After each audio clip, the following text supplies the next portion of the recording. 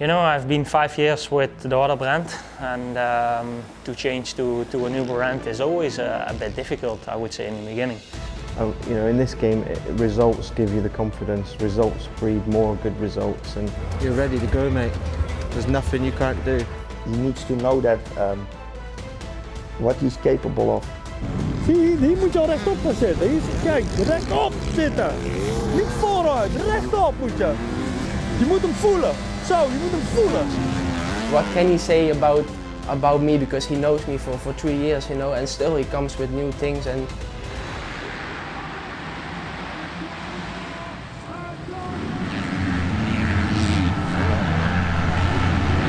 Renault.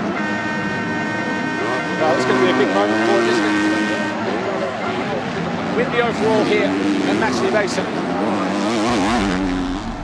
I think that most people are surprised that Maxime Renault has been dominant in the MX2 class at the halfway mark, but really this shouldn't be a surprise at all. Maxime was tipped to be a world champion and a great of the sport from his early EMX 125 days. A rider like Tom Vial, in comparison, wasn't. Vial was never expected to be a world champion. Renault was. What he's doing now is merely fulfilling expectations. Like, this shouldn't be a surprise. Injury after injury through his EMX 125, EMX 250 and eventually MX2 days kind of derailed his career for a portion there. He just struggled to gain momentum and didn't really make much progress through the years like 2016, 2017. But now, he's back on a factory team, he has some momentum, he has confidence, and we're seeing the result of that. It's definitely not a surprise that he's been the dominant figure in MX2, and if he goes on to win the MX2 title, which halfway through the 2021 season it definitely looks like he will, that wouldn't be a shock either. Renault should be this good. He had the speed, he's always had the talent. We've always believed that he could be the next MX2 world champion. But he had such a bad run with injuries. Like he explained, his shoulder, he did a lot of damage to there, and then his elbow, and that was a result of another rider landing on him.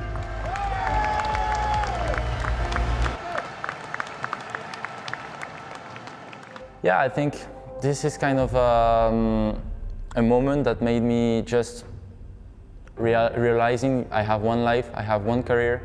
I almost messed it up with a crash that was not even really my fault. A rider jumped on me, so I'm just trying to give my best every time I have my wheels on the track and enjoying, just trying to get as much pleasure as I can, and just playing, because that's all it is about, you know. And this is helping me for sure, because I see it as a second chance, and you don't have so many times a second chance, you know, so no pressure at all.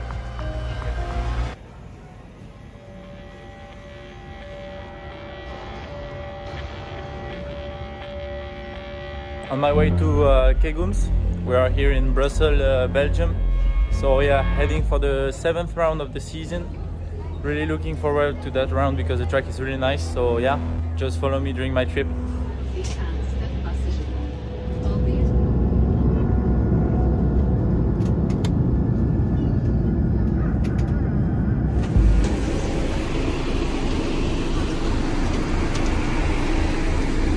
Just arrived here in Latvia, in Riga, so it's now 10 p.m. We just take the location car and then we are going to our hotel and have a good sleep for tomorrow, Friday, going maybe at the track and have a little look at the layout. So yeah, have a good night, guys. See you tomorrow.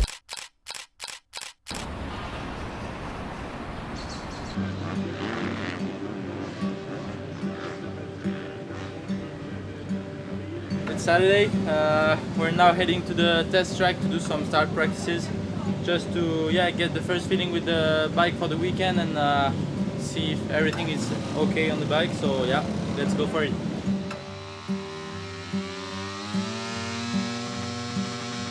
I had so much injuries, and one really big one in 2017.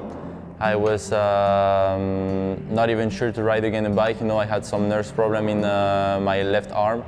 And yeah, on those moments was really tough, but yeah, I worked as much as I could, and so now I enjoy even more being here, because yeah, I know where I passed through, and yeah, it's just full pleasure now and enjoying every moment of it. My name is JBayBrunch. I'm training Maxime for 3.5 years now. Going very well, you know, it's improving itself every year and a big step this year. And hopefully keep on going this way until the end of the season. Faudra que je vois, de toute façon je regarderai le mécanisme, mais il faudra que je vois comment je suis placé sur la moto à peu près. Je pense que je serai à peu près comme ça, je pense, à peu près, au niveau taille. Comme ça, tu le vois bien là. Track looks really nice, bumpy and yeah, sketchy some places, so really have to get the focus for tomorrow. Si tu arrives à vraiment cabrer celle-là, pour passer au-dessus, déjà tu gagnes de la vitesse et après c'est de la vitesse que tu gardes jusqu'au bout des vagues, quoi. Tu vois, si tu arrives à repasser au-dessus de celle-là et pas atterrir ici et faire pam et rebondir. Parce que si tu atterris là, les deux roues, tu peux pas faire grand-chose, hein, je pense. Celle-là, ou la scruber ou quoi, faire l'absorber, cabrer ici un peu. Ouais. On va venir chercher. Et après là, réussir par contre à faire double. My expectations for tomorrow are for sure getting some really good points in the championship and keep on going on the same way of riding since the beginning of the year. So yeah, I'm just gonna now try to focus tonight and get ready for tomorrow.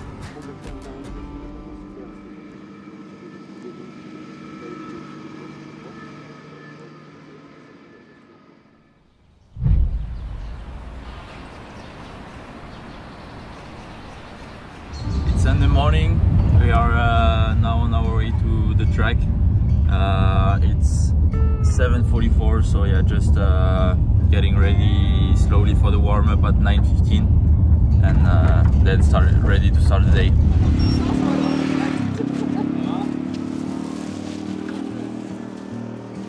Morning. Ça va? All good? Ça va toi? Ready to rumble? Yeah. Ready. How are you? All right. Good. So he's come a long way, but like in terms of his ability, his work ethic, his determination, he's undoubtedly like the most determined rider on the line, I would say.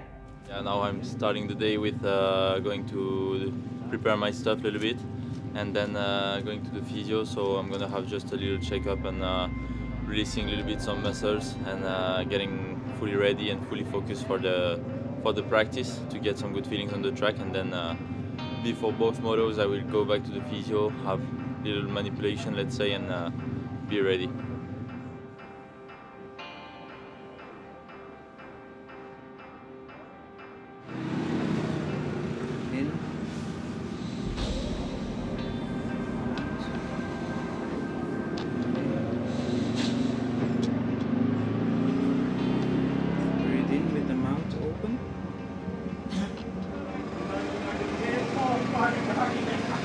Again.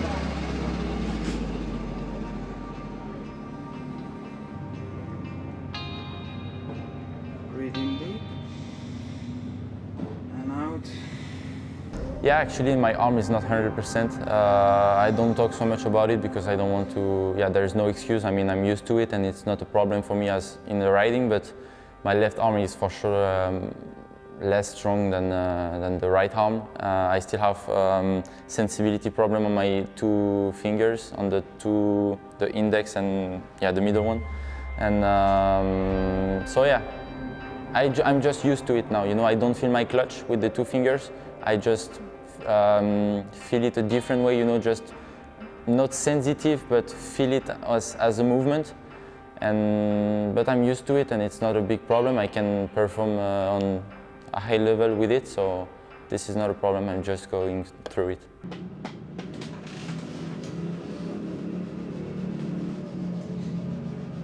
It's time to wake up, actually. Yeah. Otherwise you're gonna... Never got my ass slapped like that. Okay. Done? Yeah. Thank you.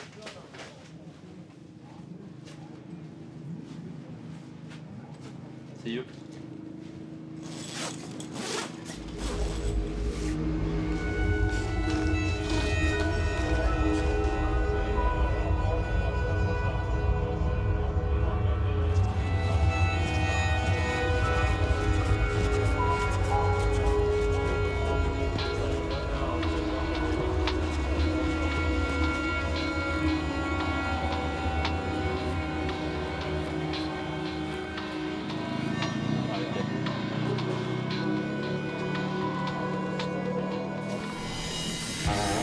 Maxime Renault once again, 30.7, so only a tenth off. Sector 2, imminent as he enters Sector 3, almost now-ish. And Maxime Renault is in green again, or 32.1.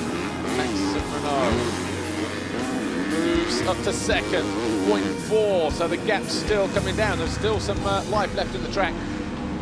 Let's go through the confirmation then. JBay on pole for Rockstar Energy Husqvarna, ahead of Maxime Renault. Third, time's very, very tight. Fourth, Rising Gifting. Nicholas Horrocks was fifth, 186. Practice went pretty good.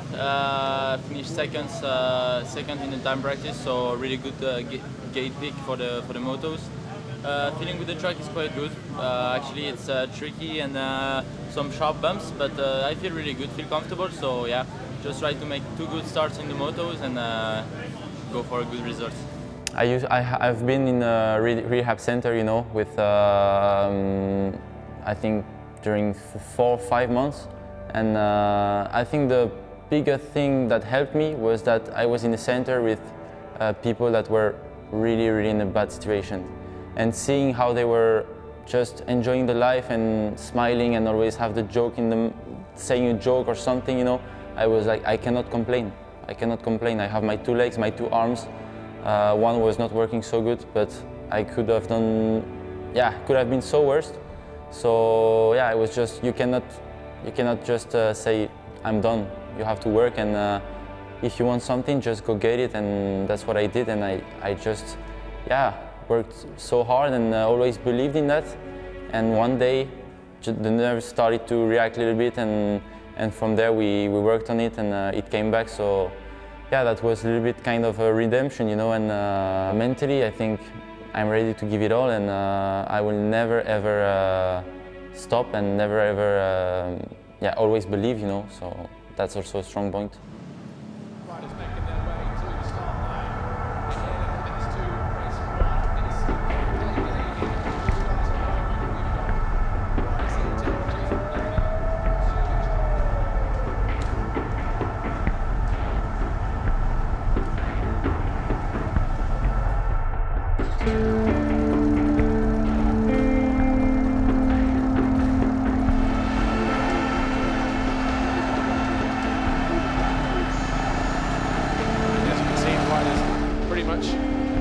Ready to make their way to the start line from the waiting zone.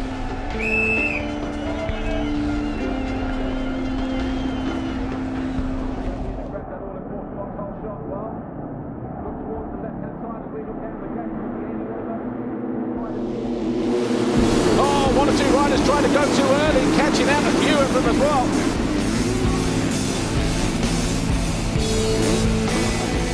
And Renault has snuck up the inside of Jorgo Kietz and moved into 3rd place.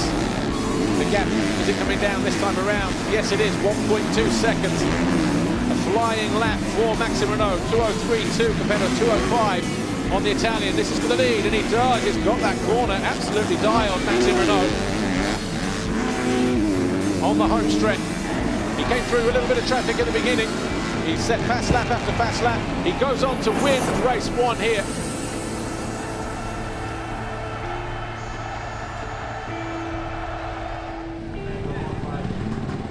Congratulations, pretty much a perfect race. You really couldn't afford to switch off though, but you got your 2nd race win of the season.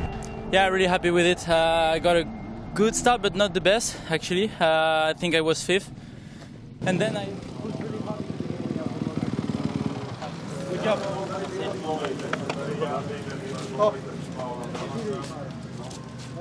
I'm surprised, but he's doing even better in the key moments of the championship. The right moment when the others are a little bit in trouble, bam, is there taking the most of the points. The moment where someone is popping up and saying like, maybe I can fight with him, bam, is winning a game. So he's doing it very, very well. I will not be surprised if at the end of the season he can win the championship. Yeah, for sure, this is something that gonna make me feel complete. I mean, I worked for it since I'm a kid. I'm dreaming about it since I'm a kid. Getting that world title in 1 to 5 was also something that was part of the way of following, you know, and then getting those 2 injuries also get me a little slap in the face, you know, and wakes me up about, don't think this world title gonna come easy, you know. You have to work for it. We are so many young and talented riders in the world, and yeah, you just have to want it more than the others. And now I feel like I'm ready this year. I've put the job in, and but yeah, there's always a part of unknown, you know. So, but yeah, I have the red plate. I feel good. My bike is working really good. I feel in shape. We will see this season how it will end. I made a big push in the first 15 minutes, and then just cruise mode, so it was not pushing all the motor, you know. I tried to make some quick passes, and I think after 10 minutes I was second and charged to the front because he was already a little bit gone, and I passed him, I think, at half motor more or less. Made a little gap, and it was fine. There is your championship leader. Well, Maxime Renaux started the day 26 points clear, and after beating Guadagnini, his closest rival, in race 1, that gap has now gone out to 29 points as we head into race 2.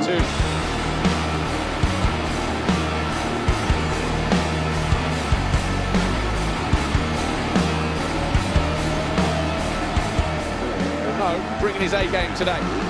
It's going to be the perfect day for the Frenchman. Took 3 points out of his rival Mathieu Guadagnini in race 1. He's going to take another 5 points out of him here in race 2. On his way down to the line then, Maxime Renaux. He started at that 2.1 seconds clear. He's been pretty much immaculate all day. He crosses the line, goes 1-1 for the first time in his career. He wins the Grand Prix. Maxime Renaux continues to lead the championship in MX2. And your overall podium today, Maxime Renaux, Jago Kiet, Mathieu Guadagnini.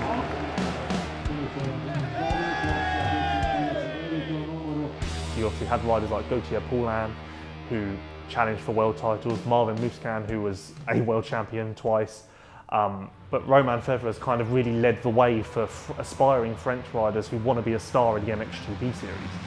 He obviously, his road to the top was unorthodox. He definitely did it a different way to most riders, but he's been the shining light for French fans for quite a while now. The first year in 2015, yeah, I was rookie in the class. You know, you are coming, you don't expect anything. I was on the factory team with a new bike and everything. I was learning everything every time I was on the bike. And yeah, he has a good feeling, good vibes, and yeah, I was just enjoying. And when you are rookie, you don't care about so much the result, and you just try to get some experience. And then yeah, that year everything clicked, and yeah, we win many races, many GPs, and the world title, of course. So Romain Febvre is about to make history here. A rookie winning in the MXGP class. He wins the race, and he will now realise it. It was, let's say, mentally, it was maybe the easiest year that I had. But like to win.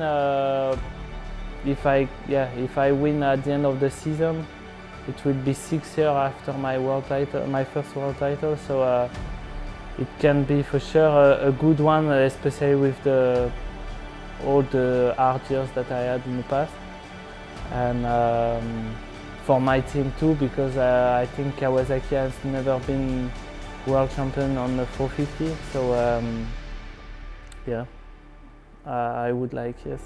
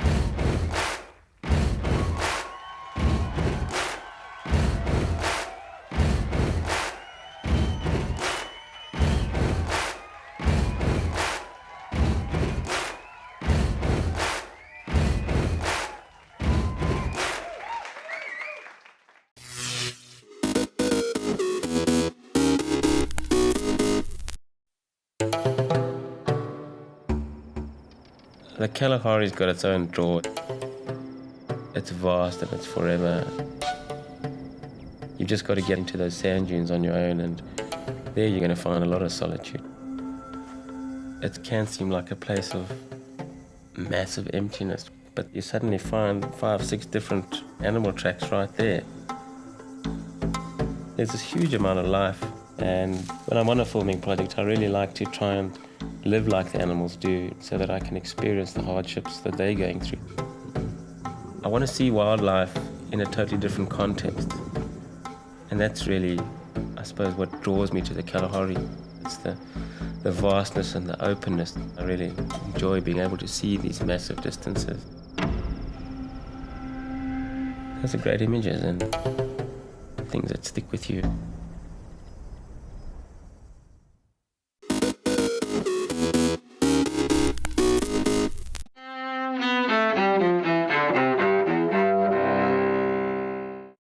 But as president, I must put the interests of America first. January 9, 1913. President Richard Nixon is born in Yorba Linda, California. Nixon oversaw Cold War détente with the Soviet Union and China while winding down the Vietnam War. But he became the only president to ever resign, facing likely impeachment over the Watergate scandal. 1972. Reclusive billionaire Howard Hughes, speaking by phone from the Bahamas to reporters in Hollywood, says a purported biography of him is a fake. 1968. Surveyor 7, America's last unmanned probe of the moon, lands on the lunar surface. The following year, Neil Armstrong and Buzz Aldrin make history as the first humans to set foot on the moon. And 2006.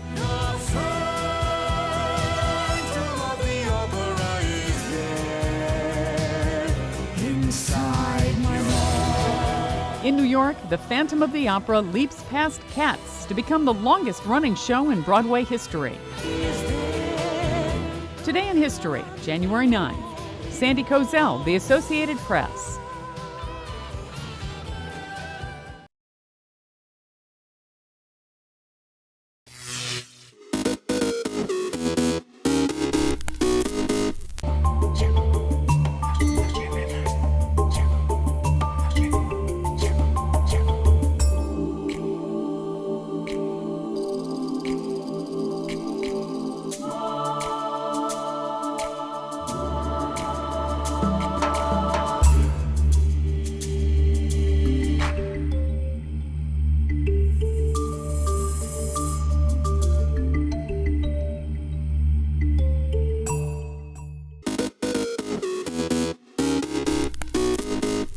Welcome back in our studio, and in today's news,